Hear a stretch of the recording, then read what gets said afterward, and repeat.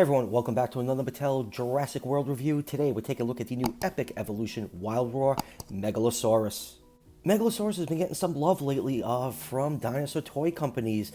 We got one from Collect Day last year, PNSO just released one, and now Mattel is giving us a Megalosaurus. Megalosaurus is a very important dinosaur. It's the first named dinosaur species ever, so it's really cool that this finally makes its debut in the Jurassic World line. Now, I end up picking up this figure at Walmart. Like I said the last couple of reviews, holiday shopping season, stores are cranking out product on the shelves, so definitely be hitting your Walmarts if you're trying to track down these new Wild Raw figures. So let's just go with the package really quick before we crack this figure open. Jurassic World logo up here, Jurassic World down here, Epic Evolution logo over here. This one looks like it is from a savanna biome. Have not seen that yet on the packaging. And I've said the last couple of reviews, I like how the color schemes are reflecting what biome they're from. This one has a very sandy, dry looking color scheme on it, matching like that savanna habitat. Very cool looking all around, just great looking figure. And look, it has those plastic inserts for the teeth like the Acrixanotosaurus. Absolutely love seeing that. And then over here we have a picture of how the Wild Raw action looks. Down here are the other figures in this way, the recently reviewed Hesperosaurus and Acrixanotosaurus, and yet to find the Griposuchus. I'll be hitting my Walmart again very soon, see if I can find it. Pretty sure it was on that top shelf. I could just barely see the package over there, but just really could not climb up like 8 feet to get it. I feel like getting yelled at by the employees. I'm just happy with what I found. So enough about the packaging. Let's crack this figure open and take a closer look. And here is the Megalosaurus out of the packaging. I have to say, I'm really liking these Wild Roars in Epic Evolution. The theropods have been really nicely done. And Megalosaurus is such an important dinosaur. It's the first named dinosaur species ever. And it's nice to see Megalosaurus get some love over the last year or so. I think I mentioned earlier, Collect Day and PNSO did their own version of this very important dinosaur. The color scheme is nice. It's nice, earth tones with some mustard yellow markings and a nice white stripe to break up all that rust and dark brown for the lower jaw. And yes, the inclusion of separate rubber insert teeth is such a welcome addition to the main line. Just makes the figures look so much better. I just wish more of the figure was painted. It's still the biggest gripe with the main line. You just can't get the paint past the back legs on a lot of the figures, and it really takes away from the beautiful sculpt that the figures keep getting. And man, does my camera not like focusing on this figure. But yeah, all around, I just love the proportions and look of this figure. Definitely one of my favorites so far from Epic Evolution. And for measurements, this figure is 12 inches long from the tip of the snout to the tip of the tail at 30.5 centimeters, and 5 inches tall to the top of the head at 12.7 centimeters. Sorry, just get distracted on my phone from Yahoo Fantasy Football Update. My fantasy team is in shambles this week. So Megalosaurus in real life is around 20 feet long or 6 meters. I'll put this figure somewhere in the 120 scale range. And now zoom in and take a look at some of the finer details on this figure, starting with the head. Really digging the head sculpt on this figure. Very well done. I always say it, Mattel always continues to improve the sculpts of their mainline figures. The only thing that really hampers them is just the lack of paint apps. There's just so much detail on these figures, and it's just not highlighted by great paint apps.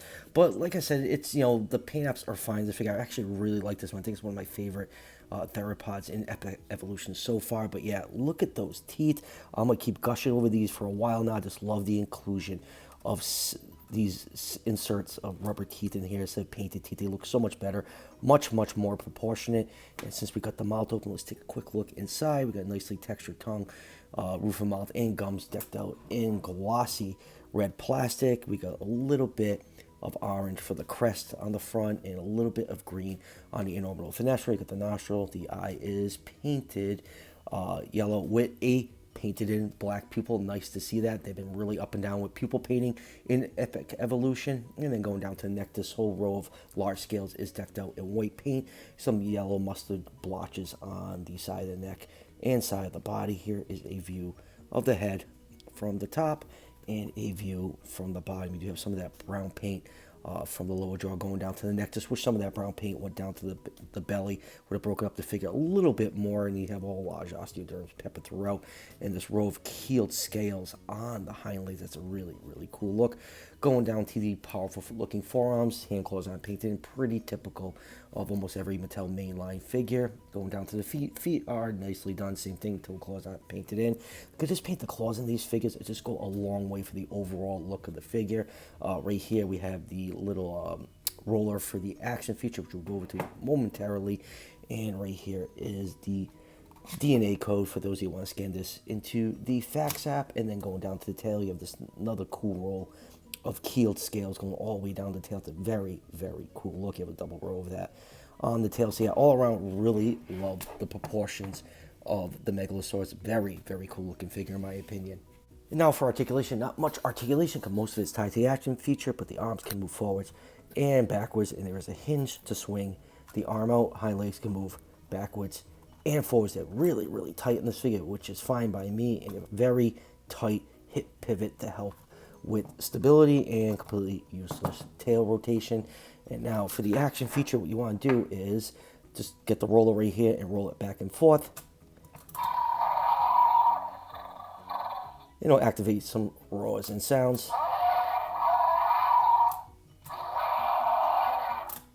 And one thing I like about it is there's enough friction.